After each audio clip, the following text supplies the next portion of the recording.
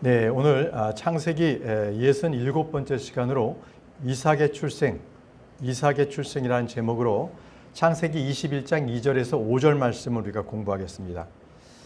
자, 주님께서는 이 이삭의 출생에 대해서 이미 말씀을 하셨습니다. 언제냐면 주께서 이 소돔을 멸하시기 전에 아브라함에게 오셨죠. 그리고 식사를 하시고 난 뒤에 이렇게 말씀하셨습니다.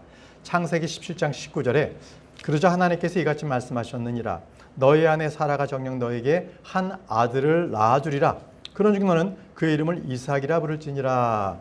너의 이름을 그의 이름을 이삭이라고 하는 것은 미리 정해 주셨습니다. 미리 아이가 날 것을 미리 말씀해 주셨던 것이죠.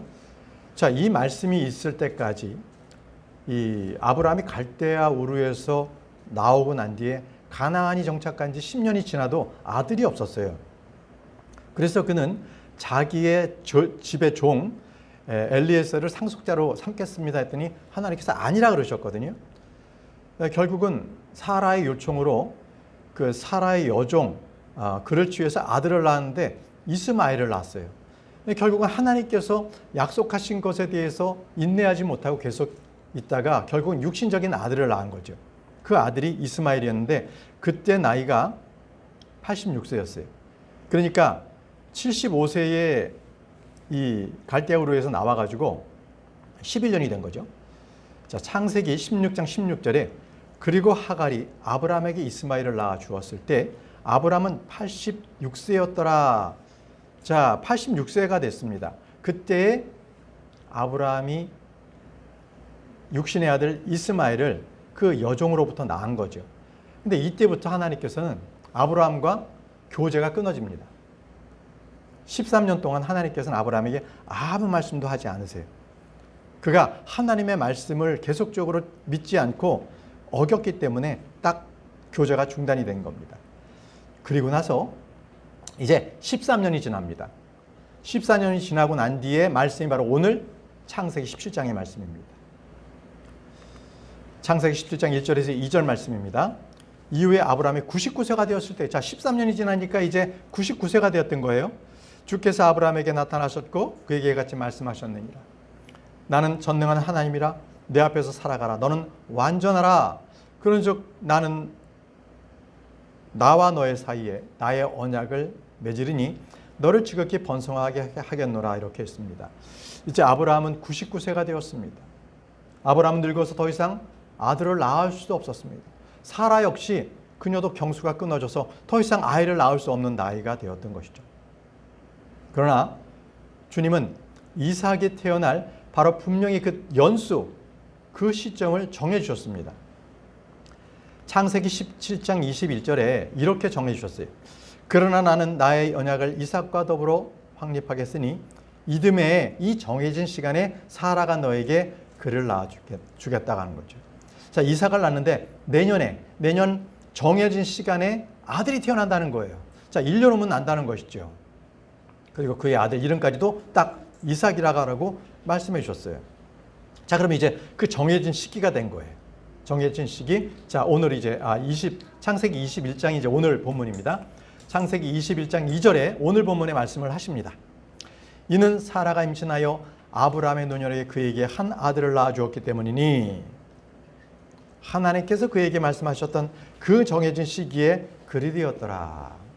자, 정해진 시기에 하나님께서 아들을 낳아 주시겠다는 거예요. 사라가 임신을 하게 됐습니다. 그런데 이 사라가 임신하게 된 것은 이 창세기에는 사라가 아들을 낳을 것이다 했었을 때 그녀는 웃었거든요. 비웃었어요. 그런 일이 있겠습니까? 라는 것이죠. 그런데 이 부분을 히브리서는 그렇게 기록하지 않았습니다. 히브리서 11장 11절에 믿음을 통하여 사라 또한 스스로 씨를 잉태할 힘을 받았고 그녀는 나이가 지났을 때에도 한 아이를 해산하였으니 그녀가 약속하신 분은 신실하다고 판단하였기 때문이라. 씨를 잉태할 힘을 받았다고 합니다. 사라는요, 그가 믿음을 취했기에 믿음을 통하여서 씨를 잉태할 힘을 받았다는 거예요. 그 얘기는 뭐예요? 사라가 하나님으로부터 너는 웃었다라는 책망을 받은 이후에 사라는 믿음을 갖게 된 거예요. 아, 내가 잘못했구나. 하나님의 말씀이 보이지도 않는 데서 내가 웃은 것도 아는 저 하나님께서 주신다고 했었을 때 내가 왜 믿지 못했나. 자기가 회개하고 믿음을 갖게 된 거예요. 그래서 히브리서 11장은 그녀가 믿음을 통하여서 씨를 잉태할 힘을 받았다고 기록하고 있습니다. 보세요. 창세기 18장에는 분명히 사라가 웃었다고 기록하고 있습니다. 12절, 13절입니다. 그러므로 사라가 속으로 웃으며 말하기를 내가 나이 들고 나 주에 또한 늙었거늘 내가 기쁨을 얻었겠는가 하였더라. 그러자 주께서 아브라함에게 이같이 말씀하셨느니라. 어찌 사라가 웃으며 말하기를 늙은 내가 확실히 아이를 낳을 수 있겠는가 하였느니라. 사라가 속으로 분명히 웃었습니다. 나에게 아들이 태어난다고요? 그건 가당치도 않습니다. 내 나이예요. 내 나이가 지금 벌써 늙어서 노년이 되었는데 어떻게 아들을 낳을 수 있겠습니까? 이렇게 했던 것이죠. 그러나 그녀는 믿음을 갖게 된 것이 바로 주님께서 책망을 하셨어요. 내가 왜 나를 믿지 않느냐라고, 내가 왜 나의 말에 웃었느냐라고 주님께서 책망하셨던 것입니다. 여러분, 이토록 말씀을요, 믿었을 때 그에게 효능을 발휘해요. 믿지 못하면 아무런 효능도 발휘하지 못합니다. 히브리서 4장 2절에 이렇게 말씀하셨습니다. 이는 그들에게 이른 것처럼 복음이 우리에게도 선포되었으나 선포된 그 말씀이, 보세요. 어떻게 되면 그들에게 믿음의 유익이 주는지, 선포된 그 말씀이 그것들을 들은 자 안에서 믿음과 섞이지 못하여, 믿음과 섞이지 못하였기 때문에 그들에게 유익을 주지 않았다고 말씀하세요. 사라가요, 주께서 말씀하셨을 때 그것이 믿음으로 자기가 받아들였다면 유익했을 거예요. 바로 거기서 믿음이 발휘되어서 자기에게 기쁨의 그 기적을 발휘할 수 있었을 거예요. 그러나 그는 그것을 믿지 않았어요. 그의 믿음에 전혀 도움이 되지 않았다는 것입니다. 예수님께서도요, 예수님의 고향에 가셨을 때는 고향에서 그 사람들이 예수님을 믿지 않았어요. 왜 그랬을까요? 그는 목수의 아들이었잖아. 우리가 그의 자라나는 걸 다 봤어. 그에게 무슨 힘이 있겠어라고 예수 그리스도를 부인해버린 거예요. 어떻게 됐어요? 예수 그리스도의 마을에서는요, 예수님의 기적이 하나도 이루어지지 않았다는 거예요. 마태복음 13장 55절에서 58절에 이 사람은 목수의 아들이 아니냐, 그의 어머니는 마리아라 불리지 아니하느냐, 그의 형제들 그리고 그의 누이들 그들은 모두 우리와 함께 있지 않느냐. 다 우리가 그걸 봤다. 무슨 거기에서 이적이 나타날 수 있고 그가 어떻게 그리스도냐라고 반박하는 거예요. 믿지 않는 거죠. 그런즉 그들이 그분에 대하여 실족하게 되었더라. 그러나 예수님께서 그들에게 말씀하시기를 예언자는 자기 자신의 고향과 자기 자신의 집 제외하면 존경받지 못할 일이 없느니라 하셨느니라. 그런즉 그분께서는 많은 막강한 역사들을 거기에서 행하지 아니하셨으니 그들의 불신 때문이더라. 그들의 불신 때문에 하나님께서는, 예수님께서는 그곳에서 이적을, 역사를 행할 수가 없었다는 말씀입니다. 여러분들에게 묻겠습니다. 우리 교회에서 한 형제가 교사가 되고 목사가 되었다고 생각해 보십시오. 저의 후임으로. 여러분 중에서 여러분들은 그를 교사, 가르치는 자요, 그리고 목사로서 인정하겠습니까? 대부분이 그렇지 못해요. 저 사람은 나랑 똑같이 예배드리고 똑같이 형제인데 무슨 목사야. 발끈한다고요. 여러분들 안에 그게 있어요. 왜? 믿음으로 그것을 주님께서 저 형제를 쓰셨구나, 이걸 믿지 않는 거예요. 그 말은 뭐예요? 너랑 나랑 똑같아. 너랑 나랑 똑같은 형제인데 무슨 소리야. 이러면서 반박하는 거거든요. 그런 사람들의 마음에는 하나님의 말씀이 역사하지 않습니다. 우리는 그렇게 하지 말아야 돼요. 우리는 우리 중에 누군가가 교사로 서고 목사로 서면 그를 받아들여야 합니다. 그것이 바로 성숙한 믿음의 사람입니다. 그렇게 되시길 바라요. 자, 오늘 이삭의 출생에 대해서 말씀을 드리고 있습니다. 이삭이 출생하는 것은 굉장히 의학적으로는 불가능한 일이었습니다. 그러나 주님께서는요, 어려운 일이 없으신 분이세요. 사람이 불가능한 일도 하나님께서는 어려워서 불가능한 일이 없으신 분이십니다. 예레미야 32장 17절에서 17절 27절 말씀 보십시오. 아주 하나님이여 보소서, 당신께서는 당신의 위대하신 권능과 표신팔로 하늘과 땅을 만드셨으니 당신께 너무 어려운 일이 아무것도 없나이다. 27절, 보라, 나는 주요 모든 육체의 하나님이로다. 나에게 너무 어려운 일이 어떤 것이라도 있겠느냐? 아시죠? 하나님께서는 어려운 일이 하나도 없으세요. 그렇기 때문에 경수가 끊어지고 이제 나이가 찬 아브라함이라 할지라도 그에게 아들이 날 수 있는 거예요. 믿음만 있으면 된다는 것입니다. 우리 주님께서는요, 병든 자나 아니 죽은 자까지도 살려내신 분이십니다. 주님의 말씀 한마디면 죽은 자도 살아나요. 잠든 자야 일어나라. 이 말씀 한마디면 죽은 나사로도 깨어났던 것입니다. 여러분, 분명히 기억하십시오. 하나님께는 불가능한 일이 없으십니다. 여러분들이 어떤 불치병에 있든지 아니면 어떠한 어려운 일이 있을 때에 주님을 의지하시기 바랍니다. 주님께 나오세요. 그러면 반드시 그 일은 해결이 됩니다. 주님께는 불가능한 일이 없기 때문입니다. 다음 말씀입니다. 마태복음 19장 26절입니다. 사람들에게는 이것이 불가능하니라. 그러나 하나님께는 모든 것이 가능하니라고 말씀하셨습니다. 그렇습니다. 하나님께는 모든 것이 가능합니다. 마찬가지로요, 예수 그리스도를 믿는 자 역시도 모든 것이 가능하다는 사실을 아십니까? 마가복음 9장 23절에 이렇게 기록하십니다. 예수님께서 그에게 말씀하시기를 만일 내가 믿을 수 있다면 믿는 자에게는 모든 것이 가능하니라. 믿는 자에게 모든 것이 가능합니다. 여러분들이 어려운 일이 있더라도 그 어려운 일도 주님께서 당연히 능히 행하실 수 있다. 나는 것을 믿습니다 했을 때 그 모든 것들이 가능해진다고 주님께서 말씀을 하십니다. 분명히 말씀하시죠. 믿는 자에게는 모든 것이 가능하다. 믿기만 하십시오. 믿기만 하십시오. 창세기 21장 3절입니다. 그러자 아브라함이 자신에게 태어난 곧 사라가 자신에게 낳아준 자기의 아들의 이름을 이삭이라 불렀더라. 이삭이라는 뜻이 무엇입니까? 너에게 아들이 낳을 것이다, 아들이 있을 것이다 했을 때 아브라함도 그렇고 사라도 웃었습니다. 이삭이라는 뜻이 웃음이라는 뜻입니다. 웃음. 아마 이삭을 성장할 때까지 계속 그 부부는 이 이름의 뜻을 늘 기억했을 거예요. 하나님의 말씀을 헛되이 망각하면 안 되겠구나, 이렇게 했겠죠. 여러분, 롯이 말이죠, 소돔에 가서 사위들에게 말했습니다. 자, 이 땅이 지금 불가유황으로 망할 거야, 멸망할 거야, 빨리 나가자. 그랬을 때 사위가 뭐라고 했습니까? 농담하는 자로 여겼어요. 자기 장인 어른이 농담하고 있는 걸로 알았단 말이죠. 그들은 불살라다 죽었어요. 여러분, 주의 말씀에 어떻게 반응하느냐, 이것이 문제입니다. 아브라함과 사라는요, 처음에 주의 말씀을 웃었습니다. 그럼에도 그들은 바로 돌이켰습니다. 주님의 책망을 듣고 전능하신 하나님, 불가능함이 없는 하나님을 내가 믿지 못했구나라는 것으로 그들은 다시 믿음을 회복했던 것입니다. 여러분, 침례자 요한 아시잖아요. 침례자 요한의 어머니가 엘리사벳입니다. 그녀가 수태였습니다. 근데 그들도 나이가 많았어요. 아이를 낳지 못하는 거예요. 그러자 그는, 침례자 요한의 아버지는 평소대로 아들을 낳게 해주십시오라고 기도를 했어요. 자, 누가복음 1장 13절.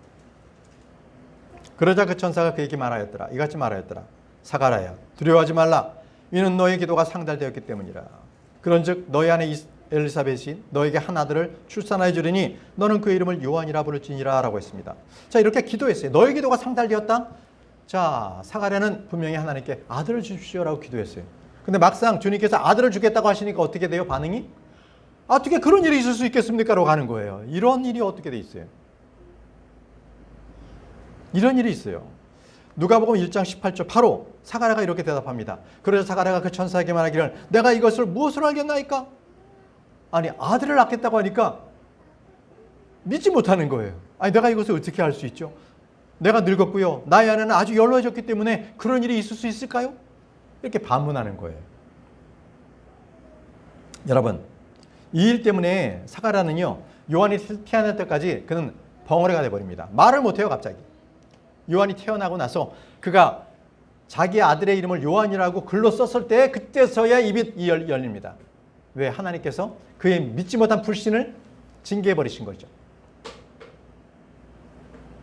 여러분, 세상 사람뿐만 아니라 우리 믿는 사람들도요, 주님 말씀에 대해서 믿지 못하는 예는 너무나 많습니다. 우리의 마음이요, 주의 말씀으로 변화될 필요가 있어요. 우리의 생각을 새롭게 하십시오. 주의 말씀이면 무조건 다 받아들이시기 바랍니다. 자, 이제 이삭이 태어났어요. 이삭은요, 아브라함이나 사라의 작품이 아니라 누가 주셨어요? 하나님께서 주셨어요. 그런데 이삭만 하나님께서 주셨나요? 저와 여러분들은요, 우리 부모님이 주셨나요? 그렇지 않습니다. 분명히 성경에 말씀하세요. 저와 여러분들 속에도요, 그 태 속에서 주님께서 우리를 조성하셨다고 말씀하셨어요. 태 속에서 우리를 만들고 계시는 거예요. 시편 139편 13절 그리고 15절 16절 말씀을 보겠습니다. 이는 당신께서 저의 신장들을 소유하셨기 때문입니다. 당신께서 저의 어머니에 대해서 저를 덮으셨나이다. 제가 비밀리에 지음을 받고 땅의 가장 낮은 부분들 속에서 정교하게 만들어졌을 때 저의 본체는 당신에게서 숨겨지지 아니하였나이다. 우리 주님께서 나를 정교하게 만들고 계시는 거예요. 어디서? 어머니의 태 속에서. 주님이 만드신 겁니다.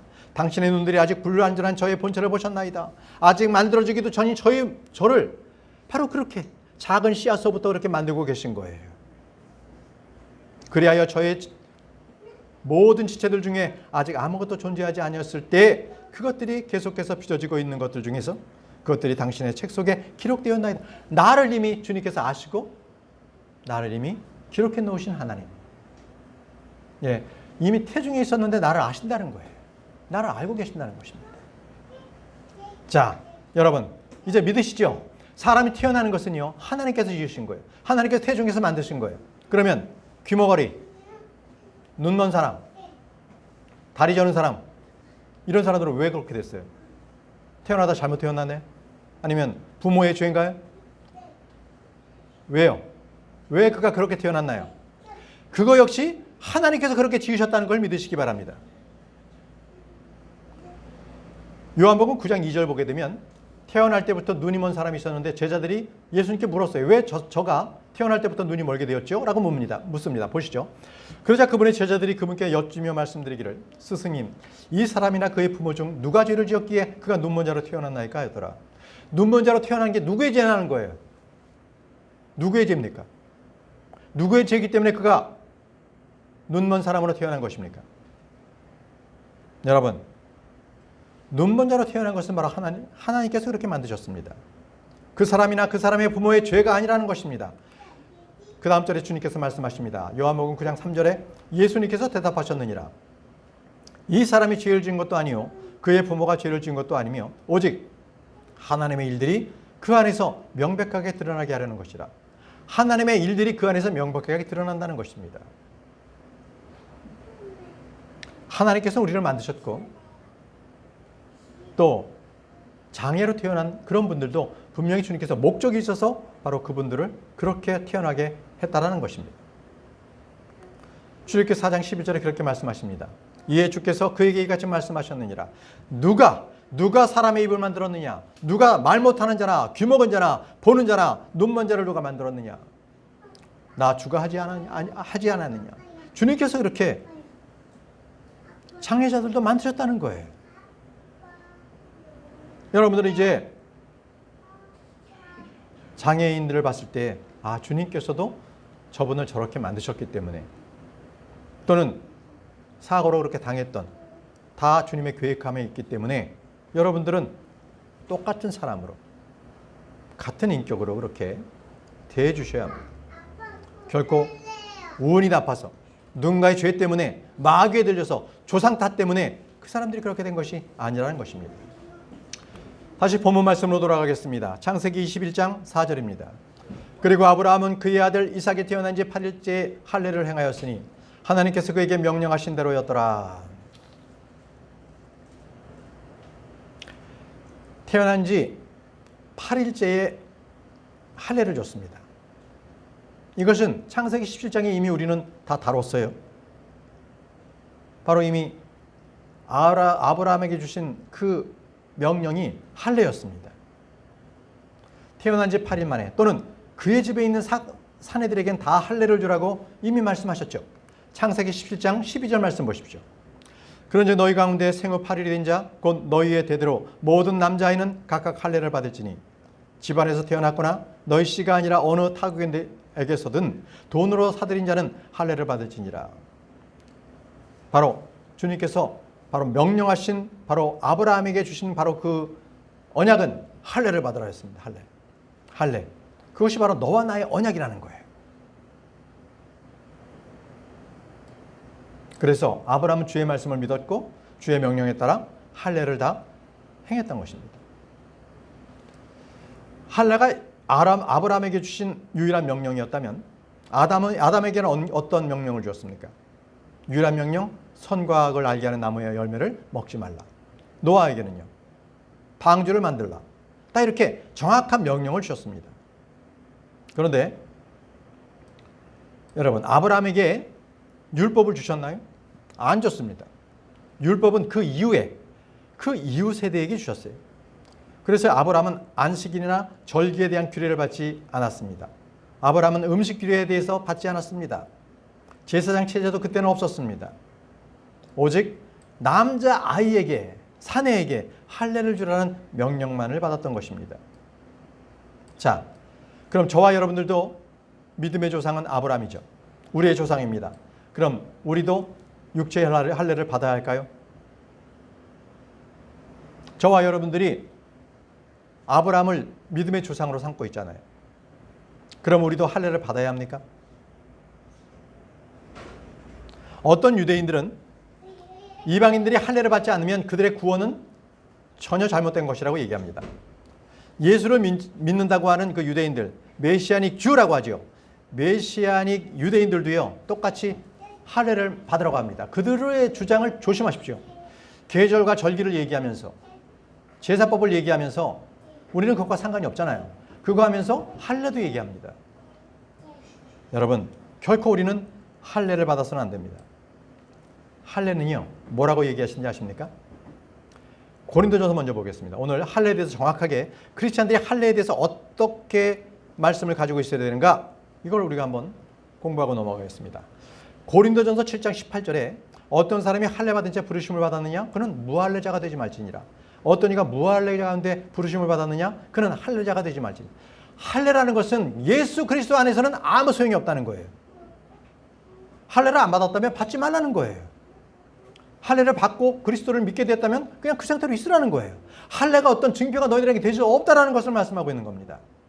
그래서 사도 바울은요, 헬라 사람인 디도에게 할례를 종용하지 않았습니다. 갈라디아서 2장 3절에 그러자 나와 함께 있던 헬라인 디도도 할례를 받도록 강요받지 아니하였노라. 사도 바울이요, 강요하지 않았다는 거예요. 너 할례 받지 않았으니까 할례 받아. 그리스도인이 됐으니까 할례 받아. 하지 않았다는 겁니다. 만약에 할례를 받았다면 그것은요, 예수 그리스도를 다시 한번 십자가에 못 박는 결과가 되는 거예요. 무효가 되는 거예요. 예수님 안에서 우리는 무할례자가 됐는데 자꾸 할례를 받아야 된다고 생각한다면 그것은 바로 율법으로 돌아가야 된다고 가르치는 것과 똑같기 때문입니다. 사도행전 21장 21절 말씀 보십시오. 그리고 그들이 그에 관하여 전해 듣기로는 그대가 이방인들 사이에 있는 모든 유대인들에게 모세를 저버리라고 가르치며, 그러니까 할례를 받지 말라는 거예요. 모세를 저버리라는 것은 그들의 자녀들에게 마땅히 할례를 행해서는 안 된다 하고 관례들에 따라 살아가지 말라고 한다 하였도다. 왜 할례를 받지 못하도록 했느냐라고 그렇게 하는 겁니다. 왜 신약에서는 할례를 받지 말아야 합니까? 바로 오늘 그 교리의 말씀이 나옵니다. 갈라디아서입니다. 갈라디아서 5장 2절에서 3절 말씀을 여러분들은 기억하시고 암기하시기 바랍니다. 갈라디아서 5장 2절에서 3절 말씀입니다. 보라, 나 바울이 너희에게 말하노니 만일 너희가 할례를 받는다면, 할례를 받으면 그리스도께서 너희에게 아무런 유익을 주지 못하시느니라. 그러니까 그리스도의 죽음이 믿고 나서 할례를 받으면 그에게 아무 유익이 되지 않는 거예요. 예수 그리스도께서. 이는 내가 할례를 받은 각인에게 다시 증언하기 때문이니 그는 율법 전체를 행해야 하는 의무를 가진 자로다. 그러니까 예수 그리스도를 믿고 다시 할례를 받으면요, 그는 다시 율법으로 돌아간 자예요. 율법을 지키지 말라고, 율법을 이제 완성되었다고 예수 그리스도의 십자가에서 다 이루어 놓으셨는데 다시 율법으로 돌아간다면 그에게는 예수 그리스도께서 아무런 유익을 주지 못한다는 거예요. 그는 율법주의자이기 때문에 그러지 말라는 겁니다. 여러분, 예수 그리스도를 믿으면 할례를 받을 필요가 없습니다. 할례를 받아서 어떤 더 좋아질 것이 없어요. 그래서 누군가가, 율법주의자들이 꼭 구원을 받았다 할지라도 할례를 받아야 된다고 한다면, 그래야 더 완벽하다고 한다면 그들에게 이 말씀을 들려주십시오. 갈라디아서 5장 6절입니다. 갈라디아서 5장 6절. 이는 예수 그리스도 안에는 할례든 무할례든 어떤 것도 효력이 없으며 오직 사랑으로 역사하는 믿음뿐이기 때문이라. 이는 예수 그리스도 안에는 할례든 무할례든 어떤 것도 효력이 없다고 말씀하십니다. 예수 그리스도 안에는 할례가 필요 없다는 것입니다. 또 말씀하세요. 갈라디아서 6장 15절에 이는 그리스도 예수 안에서 할례든 무할례든 어떤 것도 효력이 없으며 오직 새로운 창조물만 효력이 있기 때문이라. 예수 그리스도 안에서는 할례나 무할례나 전혀 관련이 없고 오직 새로운 창조물. 새로운 창조물이 뭐예요? 예수 그리스도를 믿고 나서 새 사람으로 태어난 새 창조물. 새 사람으로 태어난 것을 말합니다. 예. 그렇기 때문에 육체적으로 받는 할례는 우리 그리스도인들에게는 아무 효력이 없다. 아무 유익이 없다라고 여러분들은 분명하게 믿으시면 됩니다. 자, 골로새서 2장 11절 말씀에도요. 그분 안에서 또한 너희가 사람들의 손으로 이루어지지 않은 할례로 할례를 받았으니 그리스도의 할례로 육신의 죄들의 몸을 벗게 되었느니라. 그리스도의 할례로 육신의 죄들의 몸을 벗게 되었느니라. 자, 육신의 죄들의 몸인데 이 육신이 뭐예요? 우리 옛사람입니다. 육신은. 그런데 그리스도 안에서 그리스도의 몸을 입었잖아요. 그리스도의 몸이라는 것은 우리가 새 사람으로 다시 태어났다는 거예요. 새 사람을 얘기합니다. 그리스도의 몸. 보세요. 로마서 7장 1절에서 2절, 4절 말씀 보겠습니다. 여기서는 분명히 우리가 새 사람과 옛 사람을 정확하게 잘 비교해서 바로 그 남편이라는 관계로 이걸 말씀하고 계십니다. 들어보십시오. 형제들아, 법이 사람이 살아있는 동안만 그를 지배하는 것을 너희가 모르느냐? 이는 한 남편을 둔 여자는 그녀의 남편이 살아있는 동안에 그에게 법으로 매여 있으나 만일 그 남편이 죽는다면 그녀는 자기 남편의 법에서 풀려나기 때문이라. 무슨 얘기예요? 지금에 있는 내 남편은 내 육신이야. 내 육신을 날 꽉 잡고 있어요. 그런데 내가 예수 그리스도를 믿는 순간에 내 옛사람은 죽었고 나에게 새 사람이 태어나요. 그 새 사람이 뭐예요? 그리스도의 몸이에요. 새 사람이 새 남편인 거예요. 옛사람은 어떻게 됐어요? 십자가에 죽었어요. 그렇기 때문에 이제는 옛사람, 내 육신을 따라서 할 필요가 없다라는 거죠. 이제는 내가 그리스도의 몸으로서 새 사람으로, 새 남편과 함께 그렇게 살라고 말씀하시는 거예요. 이런 이유로 너희도 그리스도의 몸으로 인하여 율법에 죽은 자가 되었느니라. 율법에 죽었다는 거예요. 육신은 율법을 따라가요. 그러나 새 사람은 성령을 따라갑니다. 이는 너희가 다르니 곧 죽은 자들로부터 일으켜지시는 그분과 혼인하게 되도록 하려 하며. 우리는 새 사람과 혼인관계예요. 새 사람이 나의 남편이에요. 그리스도께서 나의 남편이에요. 그러나 이전에는 뭐예요? 나의 옛사람. 율법 하에서 살았기 때문에 그것이만 나의 예수 그리스도를 몰랐을 때는 그 옛사람이 나의 남편이었단 말이에요. 근데 이 남편이 죽었어요. 왜? 그리스도의 십자가로 인해서. 옛사람이 죽었습니다. 이제는 나는 새롭게 태어났어요. 새 사람이 되었습니다. 이제는 새 남편과 함께 사는 거예요. 왜? 옛 남편은 죽었기 때문에 법적인 유래가 끝났다는 겁니다. 자, 이제 아브라함은요, 이삭에게 난 지 8일 만에 할례를 행했습니다. 이제 그럼 우리도 난 지 8일 만에 할례를 행해서는 안 되겠죠. 우리는 할례와는 전혀 관련이 없습니다. 그것은 할례는 교회의 규례가 아니기 때문입니다. 여러분, 말씀을 정리하겠습니다. 왜 이토록 할례에 대해서 여러분들에게 말씀을 드리냐면 율법주의자들이 꽤 교회에 많습니다. 뭔가 지켜야 한다. 그래서 행위적으로 뭔가 보여주려고 하고, 그런 사람들이 독립신대교회에 대해서 많아요. 그래서 하나님께서 이 말씀대로 하라고 하는데 자꾸 옛날에 율법을 쫓아가는 사람들 주의하십시오. 절대 그래서는 안 돼요. 그래서 뭐냐면 사람들을 속이는 거예요. 강교한 술수를 쓰는 겁니다. 온갖 교리의 풍조에 흔들리게 하는 거예요. 그것을 여러분들 주의하시기 바랍니다. 에베소 4장 14절. 우리로 하여금 앞으로는 더 이상 아이들이 되지 아니하고 사람들의 교묘한 속임수로 인하여 또 속이려고 엎드려 기다리는 자들이 교활한 꾀로 인하여 이리저리 흔들려 온갖 교리의 풍조에 밀려다니지 아니하게 한다는 거예요. 뭐가? 바른 교리가 우리가 장성하게 성인이 되어서 어린아이와 같이 굴지 않도록 우리를 장성하게 해서 잘못된 교리에 우리가 휩쓸리지 않도록 만든다는 거예요. 율법, 특히 할례가 그렇다는 거예요. 할례가. 분명하게 오늘 여러분들은 할례에 대해서 성경의 말씀을 이해하셨으리라고 저는 믿습니다. 확실하게 믿고 그것은 신약의 교리가 아니다. 교회에 대한 교리가 아니라는 것을 여러분들은 분명히 잘 알아놓으시길 바랍니다. 마지막 절입니다. 창세기 21장 5절. 그리고 아브라함의 아들 이삭이 그에게 태어났을 때 그는 100세였더라. 자, 이제 그동안에 주님께서 갈대아 우르에서부터 데리고 나오면서부터 계속적으로 아들을 주시겠다고 했던 그것이 이제 이루어졌습니다. 몇 년 만에? 25년 만에 드디어 아들을 보게 되었습니다. 근데 여러분, 아브라함이 독자 이삭을 맞이했을 때 그를 독생자라고 했습니다. only begotten son입니다. 근데 이것은 육신적으로, 그러니까 아브라함이나 사라의 육신적인 몸으로서는 태어날 수가 없었잖아요. 오직 하나님의 전적인 권능에 의해서 태어나게 됐던 것입니다. 자, 이런 점에서요, 이삭은 바로 예수 그리스도의 예표가 됩니다.